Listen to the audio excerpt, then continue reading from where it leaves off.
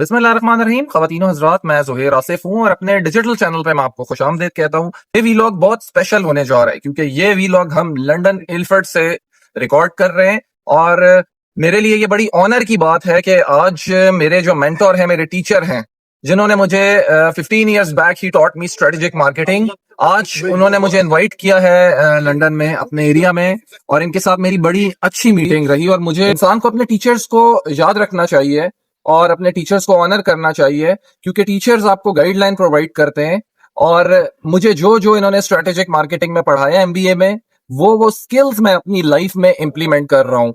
अस्सलाम वालेकुम सर, कैसे हैं आप? खैरियत से हैं? Assalamualaikum, Zuhair. It's been wonderful meeting you, and perhaps we met after 15 years. 15 years. Good to Yeah. see you. Same here sir. It's honor to meet you too. Pleasure is all mine, man. अच्छा sir, मुझे आप kindly ये बताइएगा कि आप यहाँ क्या services provide कर रहे हैं और आपकी जो कंपनी है मैक ब्लू कंसल्टेंसी, वो उससे अगर कोई सर्विसेज लंदन में लेना चाह रहा है ऑल ओवर द यूके, तो आप किस तरह की फैसिलिटीज देते हैं? देखिए, मैकब्लू कंसल्टेंसी एक बिजनेस कैपिटल में है और हमारा ऑब्जेक्टिव ये है कि to provide cottage industry and medium size brand end-to-end business model. When we say end-to-end business model mean आपकी market research यानी market insight से लेके consumer feedback तक, that caters everything into it. जब आप यहाँ पे आने का प्लान करते हैं तो आपके पास सबसे बड़ा चैलेंज ये होता है कि मेरा मार्केट साइज वहाँ पर कैसा है, क्या मेरा ब्रांड वहाँ पे अप्रिशिएट होगा, क्या मेरा प्राइस पॉइंट वहाँ पे एस्टेब्लिश होगा, मैं वहाँ पे किन डिस्ट्रीब्यूटर से मिलूंगा, मेरा रूट टू मार्केट कैसा होगा, वहां पे मेरा कंज्यूमर क्या फीडबैक होगा, वहां पर मेरी सेंसरी होगी, मेरा ब्रांड को किस तरीके से पसंद किया जाएगा।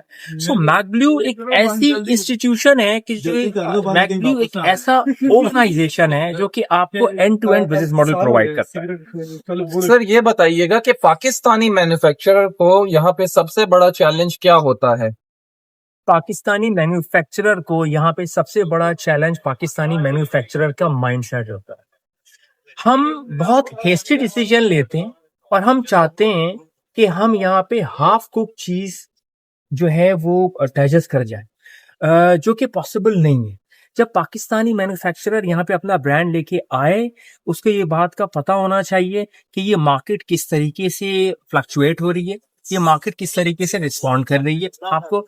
फिर एक और सबसे बड़ा चैलेंज ये है कि हम अपना यहाँ पे ब्रांड लेकर तो आ जाते, लेकिन हमारा ब्रांड रिटेल तक पहुंचे नहीं पाते। क्यों? क्योंकि हमारे जो डिस्ट्रीब्यूटर हम सेलेक्ट करते हैं वो एक ही पैरामीटर्स के ऊपर काम कर रहे होते हैं और जिनका मकसद ये होता है कि किसी तरीके से ब्रांड अवेलेबल कराते हैं, जो उसको हम डंपिंग कहते हैं। देखिए, ब्रांड अवेलेबल कराना आपका is not the only solution. You not only have to make your brand available at point of purchase, rather you have to ensure that your brand should be placed as an strategic position जहां से आपका brand का offtake produce होना शुरू हो। वरना आपका brand अगर शेल्फ पे ही स्टैक होके रह जाएगा तो अल्टीमेटली आपका ब्रांड जो है वो एक्सपायरी की तरफ चला जाएगा, rather than consume by the shopper and consumers. अच्छा sir, in competition to other brands हम ऐसा क्या करें कि हमारा ब्रांड तेजी से कंज्यूमर की तरफ, कंज्यूमर को अट्रैक्ट करना शुरू हो जाए? देखिए, यूके की मार्केट और पाकिस्तानी मार्केट में अब ज्यादा फर्क नहीं रहेगा। जिस तरीके से आप पाकिस्तानी मार्केट में अपना ब्रांड एक्टिवेट करते हैं, उसी तरीके से अब आपको यूके के अंदर अपना ब्रांड एक्टिवेट करना होगा। फॉर एग्जांपल, जैसे मैंने आपको बताया कि हम end to end business model आपको प्रोवाइड करते हैं। आपका ब्रांड सिर्फ अवेलेबल ही नहीं कराया जाता, बल्कि वी ऑल्सो मेक श्योर कि आपका ब्रांड ऑफटेक तेजी के साथ प्रोड्यूस हो। उसके लिए ब्रांड की एक्टिवेशन है, उसके लिए ब्रांड की कम्युनिकेशन है। आप यूके मार्केट में सिर्फ पाकिस्तानी ब्रांड के साथ कम्पीट नहीं कर रहे, आपको इंटरनेशनल ब्रांड को आउटस्मार्ट करना है, so that you can be a preferred choice of the consumer. तो यहाँ पे आपको complete marketing value chain implement करना पड़ेगी। Unless you do that, it will be very difficult for you to become the preferred choice of the consumer. अच्छा sir, क्या वजह है कि यहाँ पे पाकिस्तानी ब्रांड्स और एशियन ब्रांड्स का इन्फ्लक्स जो है वो over the period of time बढ़ गया है? देखिए, यहाँ पे ये कहना कि एशियन ब्रांड का यहाँ पे इन्फ्लक्स बढ़ गया है, ये थोड़ा सा फीबल स्टेटमेंट है। let me rephrase your statement. यहाँ पे सब कॉन्टिनेंट ब्रांड का इन्फ्लक्स बढ़ गया। वो क्यों? क्योंकि यहाँ पे जो माइग्रेशन रेट है सब कॉन्टिनेंट से आए हुए लोगों का, वो रेट बढ़ गया है। पोस्ट कोविड यहाँ पे मैसिव इन्फ्लक्स हुआ है इंडियन कम्युनिटी का, पाकिस्तानी कम्युनिटी का, बंगाली कम्युनिटी का, श्रीलंकन कम्युनिटी का, नेपाली कम्युनिटी का। और जब ये लोग यहाँ पर आए हैं तो ये जो सब कॉन्टिनेंट के ब्रांड हैं इनकी प्रेफर्ड चॉइस है, इनकी ईटिंग हैबिट सिमिलर हैं, इनके ब्रांड की तरफ टुवर्ड्स बिहेवियर जो है वो काफी हद तक सिमिलर है, इनका स्पेंडिंग पैटर्न सिमिलर है। इसने क्या किया है कि इनकरेज किया है बैक होम के ब्रांड्स को कि वो इस मार्केट के अंदर पेनिट्रेट करें। वो कौन सी टिप है सर जिससे एक ब्रांड यहाँ पर टॉप ऑफ द टाउन बन सकता है? ये 3 ऐसे कंपोनेंट हैं यहाँ पर कि जिनकी वजह से ये आप इस मार्केट को विन कर सकते हैं। पहला कंपोनेंट जो है वो है आपका ब्रांड यहाँ पे अवेलेबल होना चाहिए, अवेलेबल होना चाहिए और अवेलेबल भी शेल्फ में स्ट्रेटेजिक प्लेस के ऊपर होना चाहिए। नंबर 2, आपकी पैकेजिंग बहुत अट्रैक्टिव होनी चाहिए। क्यों? क्योंकि ये मार्केट कलर और वर्ड इन दोनों का कॉम्बिनेशन है। अगर आप अच्छी वर्डिंग के साथ अच्छा कलर लेके आते हैं अपनी पैकेजिंग के अंदर तो ये मार्केट आपको quickly respond. Third important point जो है आपका प्राइसिंग है। आपका प्राइसिंग पॉकेट फ्रेंडली होना चाहिए। And in several of my videos, I have been vocal. Rather, I was, screaming out कि आपकी अगर जो वो तमाम ब्रांड जो कि इन 3 पैरामीटर्स के ऊपर फुलफिल कर रहे हैं अपने आप को, जिसके अंदर क्विक अवेलेबिलिटी, नंबर 2 आपकी स्ट्रेटेजिक पैकेजिंग और नंबर 3 आपकी ब्रांड की अच्छी प्राइसिंग, वो ब्रांड यहाँ पे सक्सेसफुल हुए हैं। देखिए मैं इसके ऊपर बड़ी स्ट्रेट फॉरवर्ड टिप्स देता हूँ। नंबर 1, आपको अपनी अवेलेबिलिटी इंश्योर करनी है। नंबर 2, आपकी पैकेजिंग एक्साइटिंग होनी चाहिए। नंबर 3, आपकी जो प्राइसिंग है वो पॉकेट फ्रेंडली होनी चाहिए। अगर आप ये 3 कंपोनेंट फुलफिल करते हैं, आई डोंट थिंक कि any brand any circumstances can stop your success. आप अवेलेबल कराएं, मेक श्योर करें, एक्साइटिंग पैकेजिंग होनी चाहिए और आपकी प्राइसिंग जो है वो पॉकेट फ्रेंडली होनी चाहिए। You can create wonders in this market. अच्छा सर ये बताइएगा कि यहाँ पे जो करंट पाकिस्तानी ब्रांड्स आ रहे हैं, आप उनकी परफॉर्मेंस से सेटिस्फाइड हैं?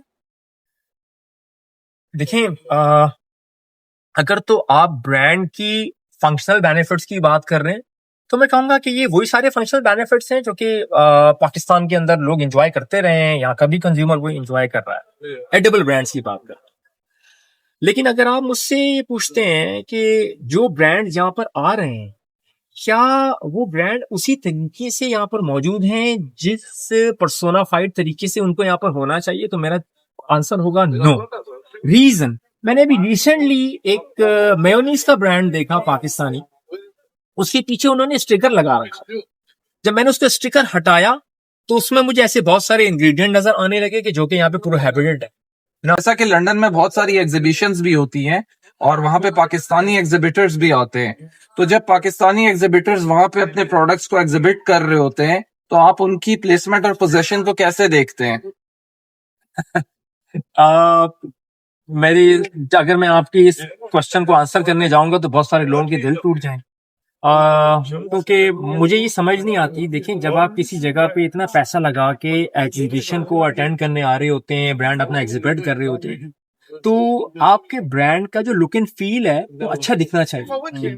इसी तरीके से आपका जो घर होता है उसमें आपका जो लिविंग रूम होता है उसमें आप बड़ा अच्छा सा सोफा सेट डालेंगे। इनकेस क्यों तो कोई आपके आगे पूरा घर तो नहीं देखता, वो आते हैं तो आपका आपका उस पर्टिकुलर एरिया को देखते हैं और असेस करते हैं, वो सारा वो आपका एक तरीके से इंट्रोस्पेक्शन हो जाता है। मैंने यहाँ पे 80% टाइम जितनी भी एग्जीबिशन देखी है मुझे ऐसा फील होता है कि पाकिस्तान के जो एग्जिबिटर्स हैं हमें शायद थोड़ी सी ये नॉलेज लेने की जरूरत है, या पाकिस्तान की कोई भी ऐसा इंस्टीट्यूशन जो कि इसकी जिम्मेदारी है कि वो ये सारी एग्जीबिशन कंडक्ट कराए, उनको ऐसा कोई प्लेटफॉर्म उनको प्रोवाइड करना चाहिए कि जिसमें वो ये जाने कि जब वो वहां जाएंगे तो वहां पे ब्रांड उनका कैसा लगना चाहिए।